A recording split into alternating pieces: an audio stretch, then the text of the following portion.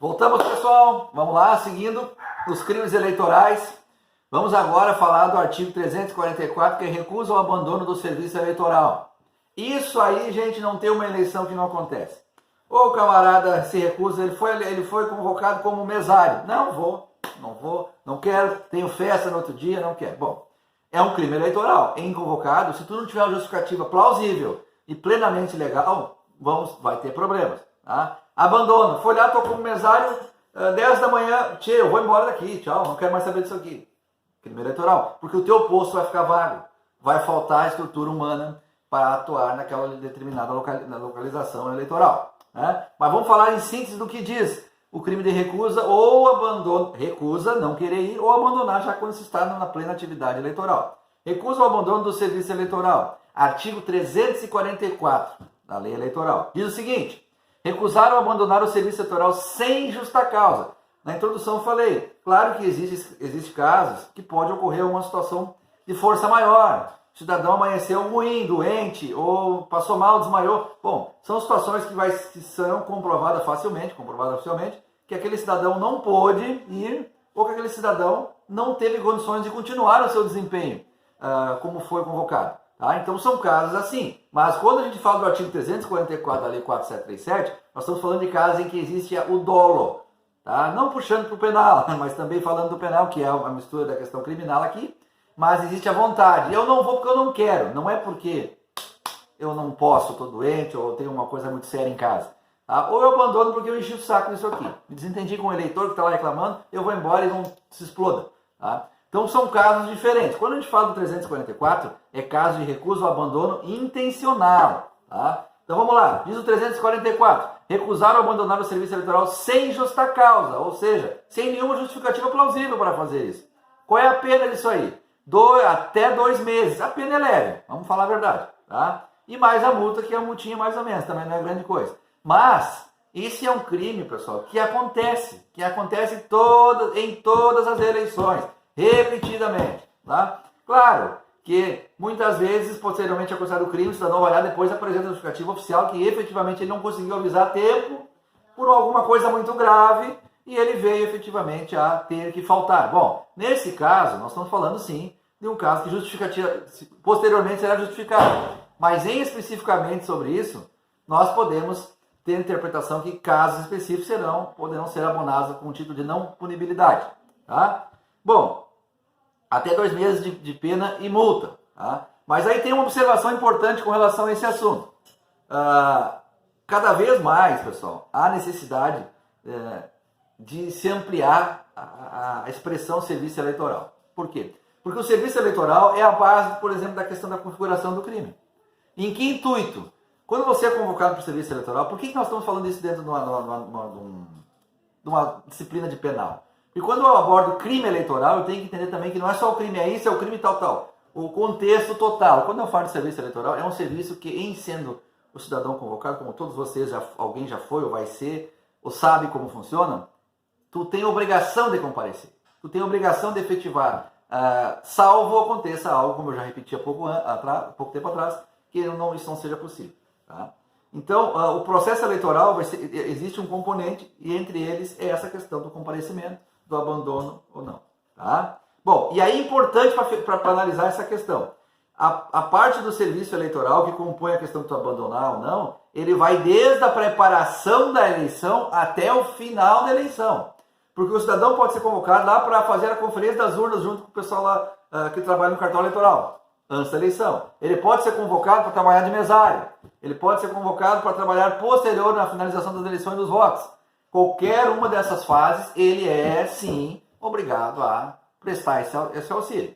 Tá? Então, esse é importante analisar o serviço eleitoral, que não é só o serviço no dia da eleição ali. Só na hora. Ele pode ser chamado antes da eleição, pode ser chamado durante a eleição e pode ser chamado até posteriormente à eleição. Qualquer ato que tenha a ver com o período eleitoral compreendido. Tá ok? Seguindo. Artigo 296, que trata da desordem.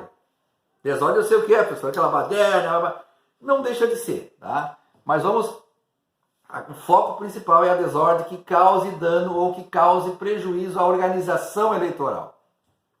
Onde está isso na 4737? Artigo 296, que diz o seguinte: promover desordem que prejudica os trabalhos eleitorais. Tá? Então, desordem, empurra, discussão, qualquer desordem que cause prejuízo aos trabalhos eleitorais, tirar o fio tirar os cabos da urna eletrônica da tomada para prejudicar. Então, tudo isso considera-se assim um crime eleitoral, tá? Chamado crime de desordem, artigo 296. E a pena qual é? Até 2 meses de prisão e multa. Vejam bem que não se escapa de multa, né, gente?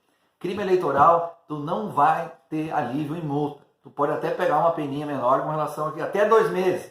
Ninguém vai ser preso por 2 meses. A gente sabe que existem as alternativas de cumprimento. Mas a multa, ele não escapa nem a pau. Tá? Bom, seguindo, a violação do voto. Esse é um crime mais grave, né? Todos os crimes são graves, mas esse é considerado de uma gravidade maior. Tá? Bom, qual é o teor da questão? Artigo 312. O que diz lá? Violar ou tentar violar o sigilo do voto. Violar o voto é o seguinte, eu posso lá violar, tentar mudar alguma coisa, ou o sigilo, eu vou lá, tiro o celular. Eu prometi pro Joãozinho, eu vou votar em ti, vou tirar foto do meu celular para te mostrar. Eu vou lá, o mesário pega ele fotografando o seu voto. Selfie. Isso chama-se violar o sigilo do voto. É crime eleitoral. E olha a interessante a pena. Pena de até 2 anos. Então, violar ou tentar violar o sigilo do voto, tá? Veja bem que até a tentativa, claro que se for a tentativa, a pena, quando tu tem uma pena implicada de até 2 anos, essa dissimetria vai se dar de acordo com o efetivo grau de gravidade do crime, né, gente? Vocês são sabedores disso. Então, ele pode ter de detenção a pena de até 2 anos. Veja que é um crime que já tem um peso bem maior, tá? Seguindo, vamos lá. Votar mais de uma vez. Mas, professor, isso não existe mais hoje, tu vê, nós temos urna eleitoral, aquela coisa toda. Sim, óbvio, mas nós estamos falando de um código que foi feito em 15 de julho de 1965, onde não existia urna eletrônica, onde era cédula de papel, onde sim ocorria, incrível que pareça, algumas votações a pessoas que chegavam a votar mais de uma vez, por erro humano, porque nós todos somos seres humanos, estamos passíveis de erro, tá? E também por algumas, como é que eu vou dizer, algumas falcatruas que tinha em alguns lugares que a pessoa sabia e deixava votar, enfim. Como tem em toda a situação. Mas, pessoal, por incrível que pareça, há tentativas de voto duplo hoje ainda, com urna eletrônica. Quando o camarada chega lá com um documento, com a foto em cima, para votar, hoje está sendo feita a biometria, tudo isso vai acabar com isso. Mas estou falando de casos que ainda existiram. Tá?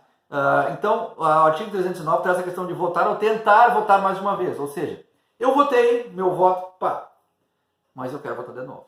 Com o meu nome eu não consigo. Né?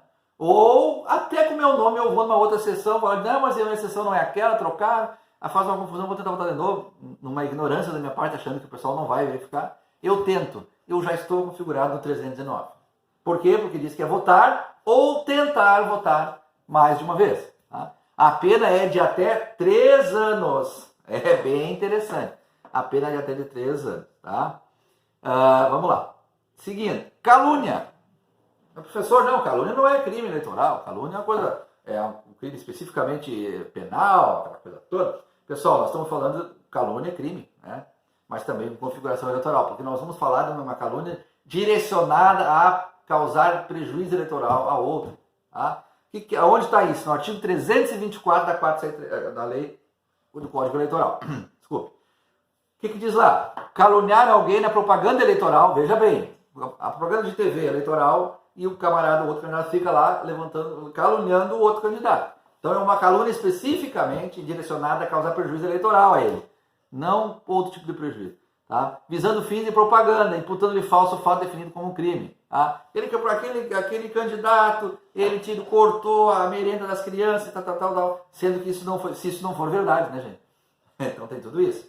Tá? Mas se for verdade, pode falar, depende da possibilidade, do andamento posterior da questão. Mas vamos lá, vamos se atentar ao artigo. Então, caluniar alguém em propaganda eleitoral, visando exclusivamente beneficiar-se, causando dano politicamente a outro. A pena de 6 meses a 2 anos de pena e multa. 6 meses a 2 anos de multa. Tá? Esse artigo ele traz parágrafos embutidos. O que diz o parágrafo 1º do 324? Nas mesmas penas incorre quem, sabendo da falsa imputação, propaga ou divulga. O camarada caluniou na propaganda eleitoral o outro candidato. nas mesmas penas, não precisa mais ser ele, um cabo eleitoral dele sabe que é mentira e continua propagando para toda a cidade. A mesma pena de 6 meses a 2 anos para ele.